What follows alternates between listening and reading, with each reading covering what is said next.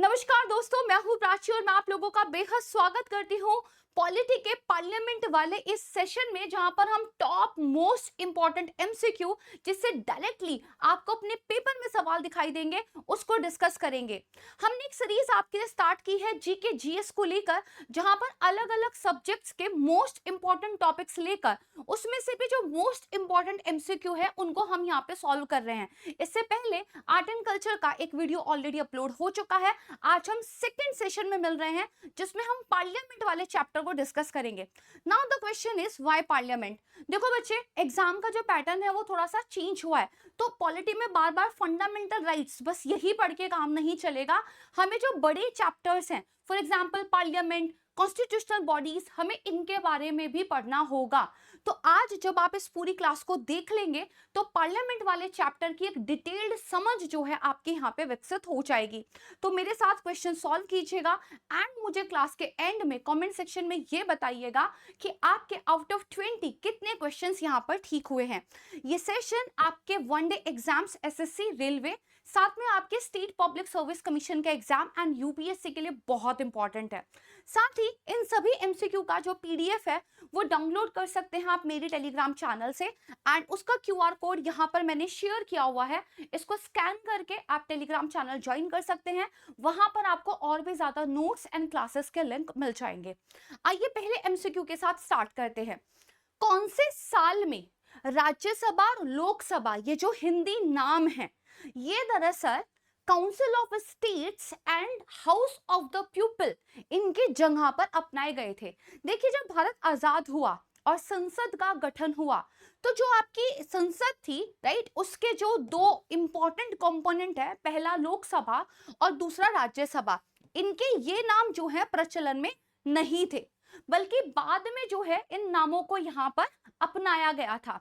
तो ये जो ईयर था ये था आपका 1954, राइट। अगर हम बात करें संसद की, राइट है, आपको पता है ये आपके देश का सर्वोच्च निकाय यहाँ पर माना जाता है। संसद का जो मेन काम है वो दरअसल है कानूनों का निर्माण करना, राइट। इसी वजह से आप देखोगे कि जो आपके जितने भी अधिनियम हैं, राइट, जिनको हम एक्ट्स बोलते हैं, वो फाइनली संसद यानी कि पार्लियामेंट से ही पास होते हैं। संसद के 3 इंपॉर्टेंट कंपोनेंट माने जाते हैं, जिसमें सबसे पहले आते हैं राष्ट्रपति, दूसरा जो है यहाँ पर आता है आपका लोकसभा, एंड तीसरा इसका पार्ट है आपका राज्यसभा। यहाँ पर ध्यान रखिएगा, जो आपकी लोकसभा है, राइट, वहां पर लोगों के द्वारा अपने प्रतिनिधियों को चुन के भेजा जाता है, जैसे एमपी के इलेक्शंस होते हैं, राइट। और ये जो लोकसभा है इसको जनता के प्रति उत्तरदायी यहाँ पर माना जाता है। राज्यसभा की बात करें तो इसको अपर हाउस कहा जाता है। राज्यों के द्वारा अपने रिप्रेजेंटेटिव राज्यसभा में इलेक्ट करके भेजे जाते हैं, और राज्यसभा के 2 काम हैं। पहला, राज्य के हितों की रक्षा करना, राइट, और दूसरा, लोकसभा के द्वारा जो कानून पारित हो रहे हैं उन पर नजर रखना। साथ ही आप देख रहे होंगे राष्ट्रपति जी का भी नाम यहाँ पे आया है। देखिए, राष्ट्रपति ना तो मेंबर है लोकसभा के और ना ही मेंबर है राज्यसभा के, बट राष्ट्रपति को एक इंपॉर्टेंट पार्ट माना जाता है संसद का। एंड जब भी आप कोई कानून बनाते हैं तो पहले उसको बिल कहा जाता है, जब उसको लोकसभा और राज्यसभा पास कर देते हैं और फिर उसको राष्ट्रपति जी की भी मंजूरी मिल जाती है, तब जाके वो अधिनियम बनता है। तो यहाँ पर आपको ध्यान रखना होगा कि ये जो हिंदी वाले नाम थे ये आपके 1954 में देखने के लिए मिले थे। दूसरे क्वेश्चन की तरफ चलते हैं। भारतीय संविधान की वो कौन सी अनुसूची है जहां पर राज्यसभा में राज्यों और केंद्र शासित प्रदेशों के लिए सीटों का आवंटन किया गया है? तो देखिए, आपका जो भारतीय संविधान है उसमें कुछ अलग अलग सूची, यानी कि जो आपके बेसिकली यहाँ पर स्केड्यूल हैं, ये दिए हुए हैं, और हर एक सूची का जो विषय है वो अलग है। यहाँ पर आपसे जो सवाल पूछा जा रहा है, आपको वो वाली सूची बतानी है जिसमें राज्यसभा में किसी राज्य की कितनी सीट होंगी और किसी यूनियन टेरिटरी यानी कि केंद्र शासित प्रदेश की कितनी सीट होंगी। तो यहाँ पे दरअसल बात कर लेते हैं, ये आपकी जो है चौथी अनुसूची यानी कि फोर्थ शेड्यूल होता है। बट इसके अलावा जो ऑप्शन दिए गए हैं ना, हमें उनको भी जो है बहुत ज्यादा अच्छे तरीके से पढ़ना होगा।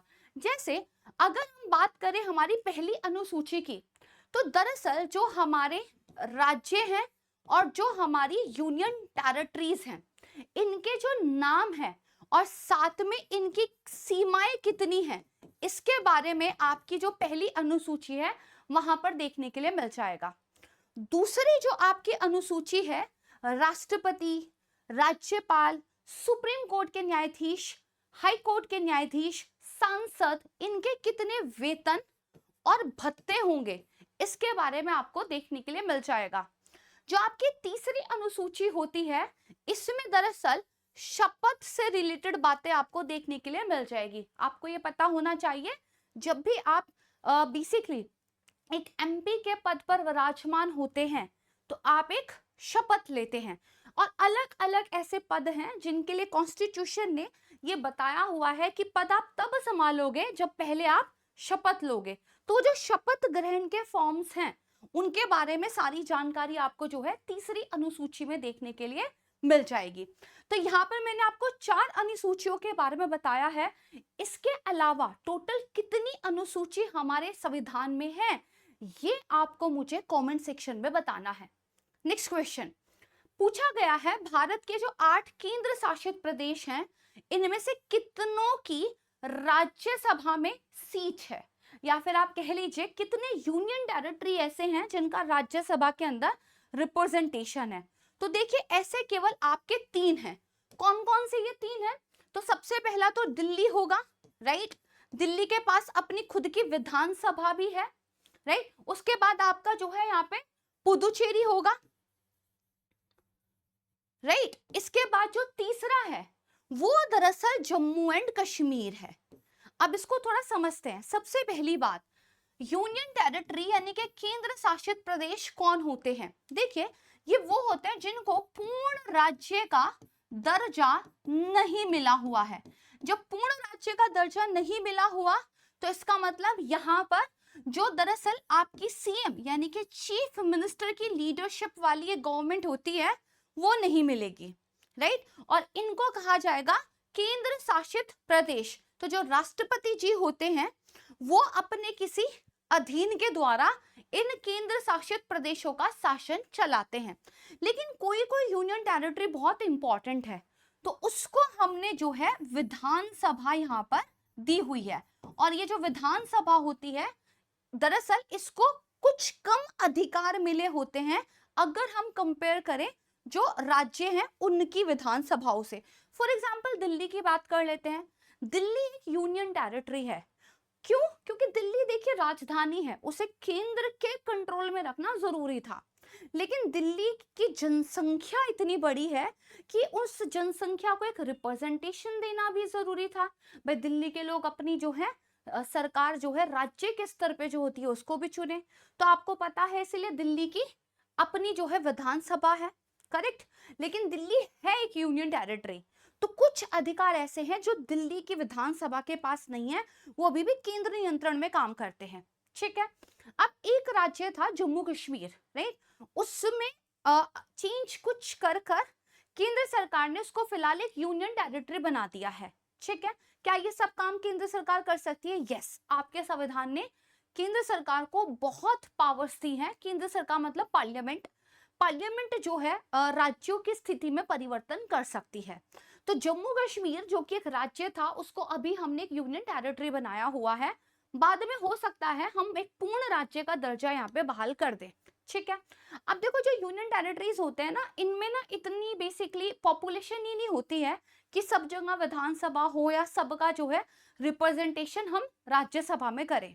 तो इसीलिए आप देखोगे केवल 3 यूनियन टेरिटरी ऐसी हैं जिनका रिप्रेजेंटेशन आपको राज्यसभा में देखने के लिए मिलता है, दिल्ली, पुदुचेरी, जम्मू एंड कश्मीर। इसका नाम आप यहाँ पे याद रखेंगे। मुझे कमेंट सेक्शन में आप ये बताएंगे कि कितनी यूनियन टेरिटरी ऐसी हैं जिनके पास अपनी खुद की विधानसभा है। और जब भी हम अगली क्लास में मिलेंगे इन क्वेश्चंस का आंसर मैं आपको दूंगी। ठीक है, चलिए मूव ऑन करते हैं नेक्स्ट क्वेश्चन पे। पूछा गया है कि दरअसल राज्यसभा के सदस्यों के कार्यकाल की अवधि इनमें से किस दस्तावेज के द्वारा डिसाइड की गई थी। तो अगर हम बात करें जो कॉन्स्टिट्यूशन था हमारा ओरिजिनली, उसमें राज्यसभा के बारे में तो अनुच्छेद है, लेकिन राज्यसभा के सदस्यों का कार्यकाल कितना होगा ये संविधान में नहीं बताया हुआ था। ठीक है, तो इसका मतलब ये मेरा पहला ऑप्शन तो गलत हो गया। ये जो पावर है ये संसद यानी कि पार्लियामेंट को दे दी गई थी कि आप डिसाइड कर लीजिए। तो संसद ने कानून पारित किया जिसको बोलते हैं हम जन प्रतिनिधित्व अधिनियम 1951 यानी कि representation of people act, right. तो इस कानून के तहत बेसिकली बहुत सारी चीजें डिसाइड की गई थी, इलेक्शन कैसे होंगे, राइट है, इलेक्शंस को लेकर बहुत सारे जो मुद्दे आपके कॉन्स्टिट्यूशंस में नहीं थे, राइट, वो बेसिकली इस कानून के तहत हमने डिसाइड कर लिए थे, मतलब प्रॉपर्ली इलेक्शन कैसे होंगे। और इसी में हमने बता दिया कि भैया जो हमारे राज्यसभा के सदस्यों का कार्यकाल है वो यहाँ पर कितना होगा। तो जैसे लोकसभा के सदस्यों का कार्यकाल आपका कितना होता है, 5 साल का होता है। राज्यसभा के सदस्यों का जो कार्यकाल है अगर हम उसकी बात करें तो कितना होता है, 6 साल का होता है, राइट। और फिर इसके बाद आपको ये भी याद होगा कि 2-2 साल में आपके जो है इलेक्शन होकर उन सीटों को एक तरीके से भरा जाता है। ठीक है, तो ये आप चीज यहाँ पे ध्यान रखेंगे। नेक्स्ट की बात कर लेते हैं, लोकसभा में कोरम के लिए न्यूनतम कितने सदस्यों की उपस्थिति जो है आवश्यक है। देखो बच्चे, कोरम का मतलब क्या होता है पहले ये समझेंगे। इसको वैसे समझ लो जैसे फॉर एग्जांपल मैं आपकी लाइव क्लास ले रही हूँ और मैंने कहा भाई अगर देखो कम से कम 10 बच्चे आओगे तो क्लास होगी, नहीं तो नहीं होगी। तो जैसे 8 बच्चे आए तो मैंने कहा नहीं भाई क्लास नहीं होगी, क्योंकि जितनी स्ट्रेंथ चाहिए थी उतनी हुई नहीं है।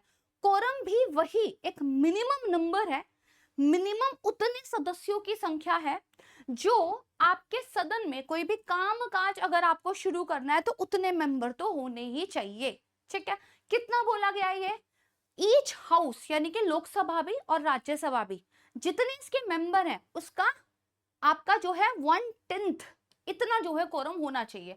यानी कि अगर मैं बात करूं तो जो मेरा लोकसभा है, राइट है, उसमें कितनी सीटें हैं, अगर मैं उसका लगभग 1/10 निकालूं तो मेरा लगभग 55 मेंबर का नंबर निकल कर आता है। मतलब लोकसभा में कम से कम 55 सदस्य होने चाहिए तब जाके कोई कामकाज होगा। इसी तरह अगर मैं राज्यसभा की बात करूं तो मेरे 25 जो है सदस्य उपस्थित होने चाहिए तभी कोई कामकाज होगा। अच्छा ना हो इतने सदस्य फिर क्या होगा, तो जो सदन के अध्यक्ष होते हैं वो कह देते हैं भैया आज नहीं होगी बैठक, ठीक है, अब बाद में आना जब कोरम पूरा हो, राइट, उस दिन फिर छुट्टी हो जाती है। इसको आप ऐसे समझ लीजिए।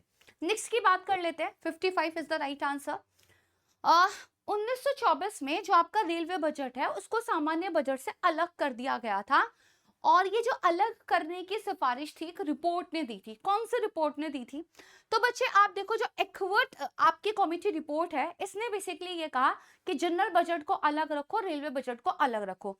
बट बाद में 2017 में, राइट है, इस करीब 92 ईयर ओल्ड प्रैक्टिस को वापस से हटा दिया गया और 2017 से जो हमारे उस वक्त फाइनेंस मिनिस्टर थे अरुण जेटली, राइट है, उन्होंने कहा कि भाई देखो वापस से रेल बजट और हमारा जनरल बजट एक साथ आएगा। क्यों, उन्होंने कहा पुरानी प्रैक्टिस है, बहुत झंझट होता है, चीजों को आसान करो। ठीक है, अंग्रेजों के लिए रेल बड़ा इंपॉर्टेंट थी, हमारे लिए हर चीज इंपॉर्टेंट है, एक साथ लेकर आएंगे बजट। ठीक, तो ये चीज आप यहाँ पे ध्यान रखेंगे। तो नेक्स्ट की बात कर लेते हैं, कितनी सीट जो है बिहार की बेसिकली राज्यसभा लोकसभा में है, और लोकसभा में कितनी सीट जो है वो शेड्यूल्ड कास्ट के लिए रिजर्व है। तो देखो कई बार क्या होता है ना, स्टेट वाइज भी पूछ लेते हैं, खासकर अगर आपको स्टेट स्पेसिफिक पेपर दे रहे हो ना तब तो जरूर पता होना चाहिए। तो देखो हर राज्य की ना कितनी सीटें लोकसभा में है, तो मतलब उतने एमपी जो है वहां से चुन के जाएंगे। कितनी सीटें राज्यसभा में, तो वहां की जो बेसिकली विधानसभा है उतने लोगों को चुन के राज्यसभा में भेजेगी। और उन लोकसभा की सीटों में भी क्या रिजर्वेशन हो रखा है क्या, शेड्यूल्ड क्लास के लिए और शेड्यूल्ड ट्राइब्स के लिए, तो ये थोड़ा पता होना चाहिए। तो देखो बिहार की ना लोकसभा में 40 सीटें, उनमें से 6 सीट रिजर्व है शेड्यूल्ड कास्ट के लिए। और जब हम बात करते हैं मतलब शेड्यूल्ड कास्ट के लिए तो 6 सीटें रिजर्व है लोकसभा में, लेकिन जब हम यहाँ पे शेड्यूल्ड ट्राइब की बात करते हैं तो 0 सीटें रिजर्व है, वो झारखंड अलग हो गया ना उस वजह से। और राज्यसभा की बात करें तो 16 सीटें हैं, ठीक है, तो मेरा 16 40 6 ये सीक्वेंस में आना चाहिए, तो मेरा बी जो है यहाँ पर एक आंसर होना चाहिए। ठीक है, नेक्स्ट की बात कर लेते हैं। लोकसभा के प्रथम अध्यक्ष कौन थे, उनका कार्यकाल कितने टाइम का था? तो भाई लोकसभा के प्रथम अध्यक्ष, राइट है, आपने कहीं ना कहीं पर जो है उनके नाम सुना ही होगा, मावलंकर जी, राइट है। अच्छा, मावलंकर जी जो है बेसिकली आप देखोगे अपने पद पर रहते हुए ही जो है बेसिकली स्वर्ग सिधार गए थे। मालवंकर जी के अंदर जो एम.ए. आयंकर जी हैं वो डिप्टी स्पीकर की तरह काम कर रहे थे, और मालवंकर जी के बाद यही जो है हमारे स्पीकर बने थे। ठीक है, तो यहाँ पे बेसिकली आप देख लीजिए कि जो आपके गणेश वासुदेव मावलंकर जी हैं 1952 से लेकर 1956, राइट, बेसिकली यहाँ तक ये अपने पद पर रहे हैं, और इसके बाद कौन आ गए, जो आयंगर जी थे डिप्टी से स्पीकर बन गए। ठीक है, ओके, नेक्स्ट की बात कर लेते हैं। भाई इनमें से कौन सी एक फाइनेंशियल कमेटी, एक वित्तीय समिति नहीं है? नहीं पूछा है, ध्यान रखेंगे, राइट है। तो देखो बच्चे, सबसे पहले यहाँ पे समझते हैं वित्तीय समितियों का मतलब क्या होता है। देखो जितना समझ लोगे ना उतना ज्यादा जो है आपके लिए किसी भी चीज के बारे में याद रखना, उसको लेकर प्रिपेयर करना आसान हो जाएगा। ये सब रट्टा मारने वाली जो तैयारी थी ना, इससे थोड़ा आगे बढ़कर अंडरस्टैंडिंग वाली तैयारी पे भी चलेंगे। तो बच्चे अगर हम बात करें तो जो आपकी एक तरीके से ये वित्तीय समितियां होती है ना, ये जो आपकी सरकार है उसका जो खर्चा है वो बहुत ही एक तरीके से विवेकपूर्ण तरीके से होना चाहिए, इस चीज का ध्यान रखती है। इसमें से जो सबसे इंपॉर्टेंट समिति है आपकी वो है public account committee. Public account committee जो है सरकार के खर्चे की जांच पड़ताल करती है कि भैया ठीक ठाक खर्च कर रहे हो कि क्या कर रहे हो, राइट है। इवन जो आपका नियंत्रक और महालेखा परीक्षक होता है कैग, ये उसकी रिपोर्ट्स को भी एक तरीके से इवैल्यूएट करते हैं कि भाई संसद से आपको जो पैसा मिल रहा है सरकार जी ठीक ठाक खर्च कर रहे हो कि क्या कर रहे हो, राइट है, ये चीज। दूसरा यहाँ पे है आपकी एस्टिमेट कमेटी। एस्टिमेट कमेटी का काम ये होता है कि भाई जो अलग अलग डिपार्टमेंट्स को बजट दिए गए हैं, राइट है, जो ओवरऑल आपका बजट है उस बजट में आप जो अपने खर्चे बता रहे हो, राइट, और उसके लिए जो पैसा ले रहे हो तो उस पैसे का सबसे बेटर तरीके से इस्तेमाल आप यहाँ पे कैसे कर सकते हो। ठीक है, तो ये बजट को लेकर बताती है यहाँ पर। तीसरा आप देखोगे कमिटी ऑन पब्लिक अंडरटेकिंग्स। तो जब हम पब्लिक अंडरटेकिंग्स की बात करते हैं मतलब सार्वजनिक क्षेत्र की कंपनियों की बात कर रहे हैं, पब्लिक सेक्टर जो आपकी यूनिट्स है, तो ये उन्हीं के कामकाज की समीक्षा करती है कि भाई सरकारी कंपनियां ठीक ठाक चल रही है कि नहीं, पैसा ठीक ठाक खर्च हो रहा है कि क्या हो रहा है, राइट है। तो ये तीनों तो बेसिकली आपकी इंपॉर्टेंट वित्तीय समितियां हैं।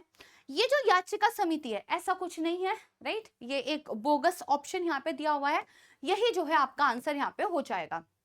बहुत बढ़िया, 50% कवर कर लिया है। क्वेश्चन नंबर 10 की बात करते हैं। फटाफट मेरे साथ जो है ट्राई कीजिए कि आप आंसर दे रहे हो, साथ में पढ़ रहे हो, साथ में समझ रहे हो। If you want to make the notes, आप नोट्स बनाओ। ठीक, चलो अब देखो यहाँ पे बोला गया है कि इनमें से कौन सा हमारे संविधान के बेसिक स्ट्रक्चर, मूल संरचना का पार्ट नहीं है। फिर से नहीं पूछा है, अब फिर से बात करते हैं बेसिक स्ट्रक्चर होता क्या है। देखो बच्चे, बेसिक स्ट्रक्चर या मूल संरचना दरअसल ये बस एक सिद्धांत है, और ये सिद्धांत आपका किसने दिया है? ये सिद्धांत आपके सर्वोच्च न्यायालय यानी कि सुप्रीम कोर्ट में, कहते हो हमारे माई बाप हैं, ये हमारे माई बाप ने दिया है। ठीक है, इन्होंने कहा देखो भाई, इस बात पे ना बहस होती थी कि क्या जो भाई संसद है वो संविधान में कुछ भी बदलाव कर सकती है, भाई जो चाहे वो बदलाव कर सकती है क्या, और अगर हमने बदलाव नहीं करने दिया, राइट, तो कल को दिक्कत हो जाएगी कि भाई एक तरीके से जो संविधान है वो समय के साथ बदल ही नहीं पा रहा है। अगर हम सरकार को बदलाव करना ओके कर दें, पता चला सरकार जो है इतना बदलाव कर दें कि एक नया ही संविधान लिखा जाए, तो बड़ी समस्या थी, क्या करें। सुप्रीम कोर्ट ने बड़ा शानदार इसका जो है सॉल्यूशन निकाला। उन्होंने कहा ऐसा है जी, देखो संविधान के अंदर ना कुछ बड़े इंपॉर्टेंट हिस्से हैं, कुछ बड़ी इंपॉर्टेंट बातें हैं, उनको नहीं आप बदल सकते, बाकी जिसको जो बदलना है बदल लो। लोगों ने पूछा भाई कौन कौन सी बातें, सुप्रीम कोर्ट ने कहा एकदम से तो सारी नहीं बता सकते, ठीक है, लेकिन हाँ भाई कुछ कुछ बता देते हैं, बाकी समय के साथ बताते रहेंगे। लोगों ने कहा जी कुछ तो बताओ। तो केशवानंद भारती बनाम केरल सरकार का एक केस हुआ था 1973 के टाइम पे। वहां पे सुप्रीम कोर्ट ने कहा देखो भाई संसद जी, आपको संविधान के अंदर संशोधन करने का, संशोधन मतलब बदलाव करने का पूरा अधिकार है। हम आपको कुछ मना नहीं कर रहे, लेकिन आप क्या क्या नहीं कर सकते, जैसे भाई नागरिकों के कल को आप फंडामेंटल राइट छीन लो, ये नहीं कर सकते। कल को आप कह लो भारत जो है एक लोकतंत्र नहीं है भैया, आज से भारत तो जो है एक तानाशाह देश होगा, ये नहीं आप कर सकते। कल को आप कह लोगे जी भारत एक स्वतंत्र देश नहीं है, ये तो जरा हम किसी और को सरेंडर कर रहे हैं, ये नहीं कर सकते। ठीक है, कल को आप कह लोगे भैया जुडिशरी कोई हटा रहे हैं, छोड़ो बड़ा परेशान करता है माई बाप, ये नहीं कर सकते, है ना। तो मतलब कुछ ऐसे सिद्धांत है, कुछ ऐसे उसूल हैं, उन्हें नहीं बदल सकते, बाकी जो करना है कर लो। तो बड़ी शानदार बात जो है यहाँ पे सुप्रीम कोर्ट जी ने बोल दी थी। तो अगर आप देखोगे संविधान की सर्वोच्चता ऑब्वियसली पार्ट होगा शक्तियों का पृथक्करण। शक्तियों का पृथक्करण मतलब भाई कोर्ट अपना काम करेगा, सरकार अपना काम करेगी और विधायिका अपना काम करेगी। सबके काम में कोई भी जो है परेशानी क्रिएट नहीं करेगा, सब अपना अपना काम करेंगे, है ना। फिर संसदीय प्रणाली, पार्लियामेंट्री सिस्टम है हमारे यहाँ पे, क्यों? क्योंकि जो हमारी संसद है वो सर्वोच्च है, उससे ऊपर कुछ नहीं, राइट। तो वो वाली चीज है। और यहाँ पे प्रेसिडेंशियल सिस्टम, राष्ट्रपति प्रणाली हमारे यहाँ नहीं है ना। कई बार कहा भी जाता है कि राष्ट्रपति हमारे यहाँ रबर के बस एक मोहरा जैसे हैं कि अरे ठीक है ओके साइन कर दिया, ओके ले जाओ, ओके साइन कर दिया, ओके, है ना। ऐसे फोन आ जाता है, इस पर साइन कर दीजिएगा, 4 बजे तक कर दीजिएगा, ठीक है। तो राष्ट्रपति प्रणाली ये हमारे जो है बेसिक स्ट्रक्चर का पार्ट नहीं है, यही हमारा आंसर हो जाएगा। कुछ ऐसे भी क्वेश्चन करने की प्रैक्टिस करनी पड़ेगी। पेपर जो है अब से 10 साल पुराने पैटर्न पे नहीं हो रहे हैं, हमें थोड़ा सा पेपर के साथ और समय के साथ बदलना पड़ेगा, नहीं समझ के साथ पढ़ाई करनी पड़ेगी। चलिए, एक केस आया था एसआर बोम्मई का 1994 में। तो इसमें एक सिद्धांत को लेकर जो है बेसिकली कोर्ट ने अपना फैसला दिया था कि भैया ये जो सिद्धांत है इसको आप छेड़ नहीं सकते। कौन सा सिद्धांत था वो, चलो देख लेते हैं। क्या वो राष्ट्रपति शासन अनुमोदन की प्रक्रिया को लेकर फैसला था? नहीं। क्या वो न्यायिक नियुक्तियों से संबंधित फैसला था? नहीं। क्या संसदीय विशेषाधिकारों से संबंधित फैसला था? नहीं। वो था संघवाद से संबंधित फैसला। अब ये संघवाद फेडरलिज्म क्या होता है? देखो भाई, केवल आपके यहाँ पर केंद्र सरकार तो है नहीं, राज्य सरकारें भी हैं, और बाद में तो 74वें संविधान संशोधन के बाद पंचायतें भी हैं। तो इसका मतलब शक्तियों का जो बंटवारा है वो केंद्र, राज्य और फिर आपका लोकल लेवल पे हो रखा है। और भाई ये जो है एक दूसरे के साथ कंपटीशन में नहीं, मिल के काम करेंगे, ठीक है। तो बस यही मोटा मोटा जो है आप संघवाद समझ लीजिए। बोम्मई केस में इसी संघवाद के मामले में राइट है जो है एक तरीके से कोर्ट ने कहा था, भैया आप आर्टिकल नंबर 356 का दुरुपयोग नहीं कर सकते। जब मर्जी जो है राज्यपाल का शासन लगा दिया, जब मर्जी जो है स्टेट गवर्नमेंट को परेशान करना स्टार्ट कर दिया, ये सब नहीं कर सकते। संघवाद है, एक दूसरे का सम्मान कीजिए, ठीक। तो ये वाली बात यहाँ पे बोली गई। नेक्स्ट की बात करते हैं। Now this is a big big question, right. थोड़ा ऐसा भी प्रैक्टिस करेंगे। तो यहाँ पे दी गई है लिस्ट 1, यहाँ पे दी गई है लिस्ट 2। आपको लिस्ट 1 और लिस्ट 2 को मैच कराना है बहुत आसान, लेकिन बस एक ही क्वेश्चन में 4 फैक्ट मैंने आपसे पूछ लिया है। तो देखो भाई क्या कह रहा है, ये कह रहा है संविधान संशोधन कौन से अनुच्छेद से रिलेटेड है? अनुच्छेद 368, ठीक है जी। फिर कह रहा है सुप्रीम कोर्ट के जो जजेस होते हैं उनका रिमूवल, ये आपका 124 से रिलेटेड है। फिर कह रहा है removal of comptroller and auditor general, ये आपका आर्टिकल नंबर 148 से रिलेटेड है। और नेशनल इमरजेंसी किसको नहीं याद होगा, ये आपका आर्टिकल नंबर 352 से रिलेटेड है, ठीक है। तो अब इसके हिसाब से आप देख लो, आपका जो ए है वो यहाँ पर सही आंसर हो जाएगा, है ना। बढ़िया चीज। चलो, जब बढ़िया लग ही गया है तो एक और सवाल और कर लेते हैं, राइट। क्यों ना करें भाई, कर लेते हैं। चलिए, तो बच्चे यहाँ पर अगर आप देखोगे बेसिकली अगेन एक लिस्ट है और एक अनुच्छेद है, मैच करना है। तो यहाँ पे कह रहे हैं संसद की स्थापना, है ना, पार्लियामेंट के बारे में कौन से आपके अनुच्छेद में है? Article number 79। फिर कह रहा है composition of the council of state. Council of states क्या है? राज्यसभा। राज्यसभा आपका 80 में आ जाता है। Composition of the house of people. House of people क्या है? लोकसभा। लोकसभा आपका 81 में आ जाएगा, राइट है। फिर यहाँ पे duration of the houses of parliament, Rajya Sabha और लोकसभा की कितनी जो है निर्धारित कार्यकाल होगा, तो ये आपका आ जाता है अनुच्छेद 83 में। तो ये तो सिंपल है, 1 2 3 है ना, तो आपका आंसर ये हो जाएगा। अब यहाँ पे बड़े प्यार से समझो, इसको याद रखने का तरीका क्या है भाई, सबसे पहले क्या आया, पार्लियामेंट आई, तो 79 है पार्लियामेंट, ठीक है जी। फिर पार्लियामेंट के बाद पार्लियामेंट में अपर हाउस कौन सा है, राज्यसभा, तो 80 हो जाएगा राज्यसभा। फिर लोअर हाउस कौन सा है आपका, बेसिकली यहाँ पर एक तरीके से लोकसभा। भाई एक सीक्वेंस बनाने की कोशिश करो ना यहाँ पे, करेक्ट है। अब इसके बाद यहाँ पे आप बात करेंगे कि भाई उसके बाद ना एक जो आर्टिकल है वो जो है बीच में मुझे थोड़ा सा यहाँ पे दिखाई नहीं दे रहा है, तो उस आर्टिकल के बारे में बात कर लेते हैं कि जो आर्टिकल नंबर 82 है वो किस बारे में यहाँ पर होगा, तो वो आप मुझे कमेंट सेक्शन में बताओगे। थोड़ा इसी लॉजिक से सोचो, पहले पार्लियामेंट, फिर Rajya Sabha, lower house sorry upper house, फिर लोअर हाउस, फिर बीच में गैप है, और फिर जो है कितनी अवधि होगी, ये अवधि आपकी जो है आर्टिकल नंबर 83। थोड़ा सा याद रखने की कोशिश कीजिएगा, तो चीजें जो है आपके लिए यहाँ पर बहुत ज्यादा आसान हो जाएगी। परफेक्ट है, ध्यान रखेंगे। अच्छा मैं बता दूं 83, हाँ जी कर लोगे, चलो ठीक है खुद से कर लेना। तो यहाँ पे 82 जो है, 83 बता दिया, 82 आप देखिएगा। ओके नेक्स्ट की बात करते हैं। जितने भी क्वेश्चन मैं यहाँ पे आपसे पूछते जा रही हूँ इनका सही आंसर अगली क्लास में आपको मिलेगा, और जो बच्चे मुझे कमेंट सेक्शन में ये सही आंसर देंगे उनके नेम को लेकर शाउट आउट भी आपको नेक्स्ट क्लास में देखने को मिलेगा। भाई जो सही आंसर देगा उसके लिए इतना तो करना ही चाहिए। नेक्स्ट की बात कर लेते हैं। तो भाई सेंट्रल गवर्नमेंट ने 1983 में एक सेंटर स्टेट रिलेशनशिप को लेकर राइट है बेसिकली क्या है एक आयोग गठित किया, उसका नाम बता दो।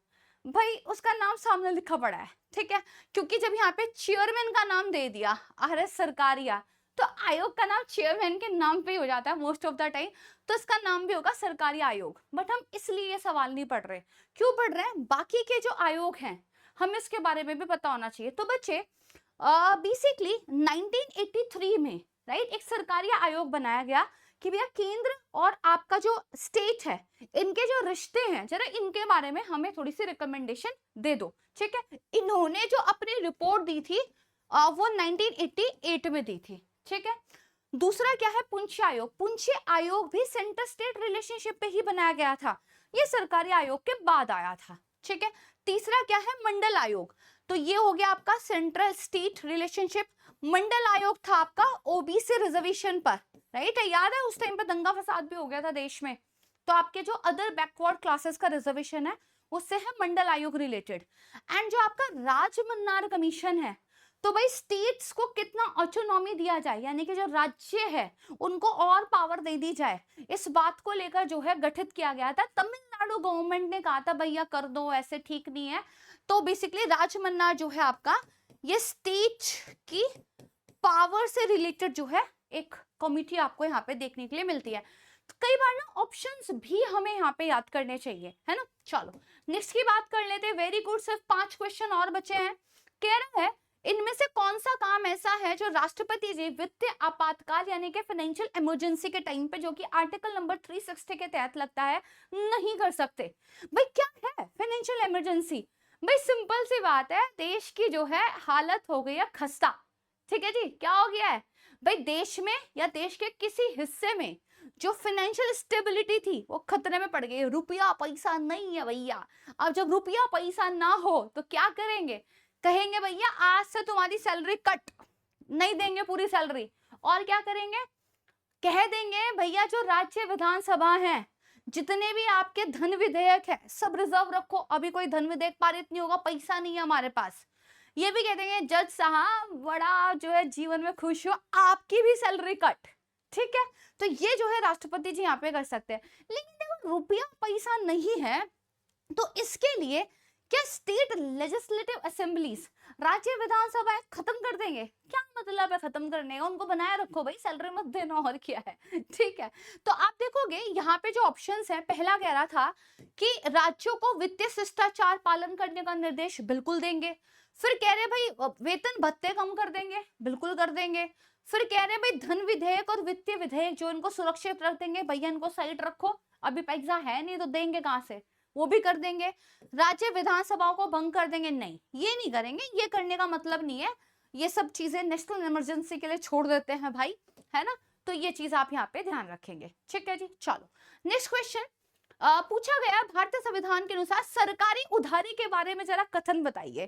तो भाई देखो, सरकार उधार तो लेती है ना। क्यों? आमदनी अठन्नी, खर्चा रुपया। तो दिक्कत है ना, आमदनी पूरी है, हो नहीं रही है, खर्चा बहुत है, तो क्या करना पड़ेगा? उधार उठाना पड़ेगा। तो आपको क्या बताना है? ये 4 कथन है, इसमें से एक ही सही है, वो बताओ। ओके जी। कह रहा है सरकार विदेश में बिना किसी सीमा के उधार ले सकती है। नहीं भैया, सेंट्रल गवर्नमेंट बिना किसी लिमिट के उधार नहीं ले सकती। ऐसे तो ये तो घी बनाए बैंगना और नाम बहू का हो जाएगा कि जो एक सरकार है विदेश से भर भर के पैसा उठा के, भर भर के जो है फ्री में चीजें बांट के नाम कमा लेगी। लिमिट है, राइट। दूसरा कह रहा है स्टेट गवर्नमेंट जो है एक लिमिट के अंदर बेसिकली विदेश से पैसा ले सकता है। नहीं, राज्य सरकारों को विदेशों से पैसा उधार लेना अलाउ ही नहीं है। का चुपचाप घर बैठो, अपनी सेंट्रल गवर्नमेंट से लो, घर बैठो, राइट।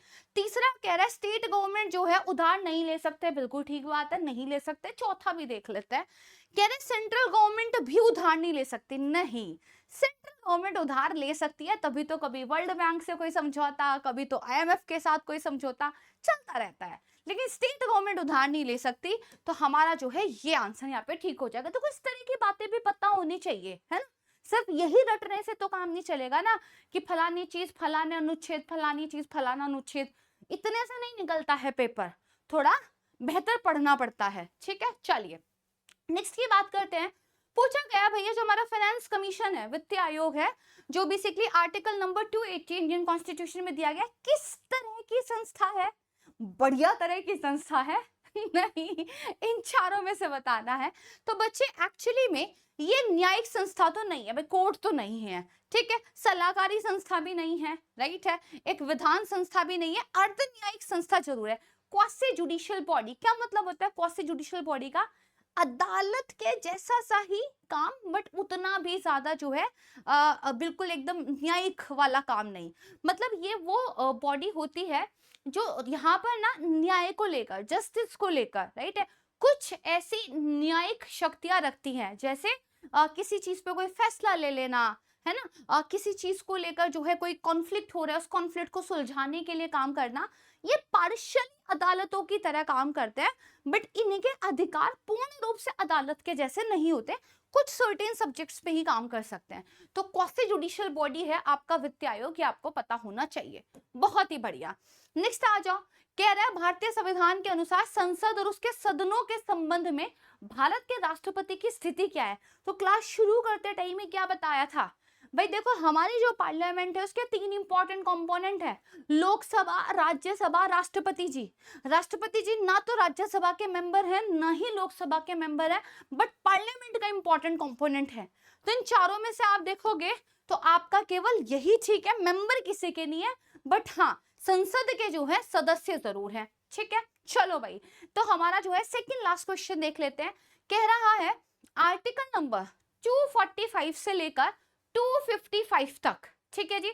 आपको ये बताना है कि यहाँ पर बेसिकली सेंटर और स्टेट के बीच में जो रिश्ते हैं, राइट है, कौन से वाले? जो केंद्र और राज्यों के बीच में विधायी संबंध है, राइट, वो आपके कौन से पार्ट में जो है यहाँ पर बताए गए हैं? तो भाई देखो, सबसे पहले तो आपका जो भाग, राइट है, 7 है, ये तो अबॉलिश हो गया, खत्म हो गया, इसका तो जिक्र ही मत करो, ठीक है। इसके बाद यहाँ पे जो है आपके भाग 9 की बात हो रही है। तो भाग 9 आपको रटा हुआ होना चाहिए, पंचायत के बारे में हम बात कर रहे हैं, ठीक है। फिर भाग 11, ये जो भाग 11 है ये बात करता है यूनियन और स्टेट के बीच में रिश्तों की, राइट है। और फिर आपका जो है यहाँ पे भाग 13, ये दरअसल क्या है, ट्रेड और कॉमर्स की बात करता है। तो मेरा जो है सी आंसर यहाँ पे ठीक होना चाहिए, ठीक है जी। एंड द लास्ट क्वेश्चन, बहुत बढ़िया किया आपने। मुझे ना कमेंट सेक्शन में ये भी बताओ कि नेक्स्ट जो है आप कौन सा टॉपिक और कौन से सब्जेक्ट पे जो है क्लास चाहते हो।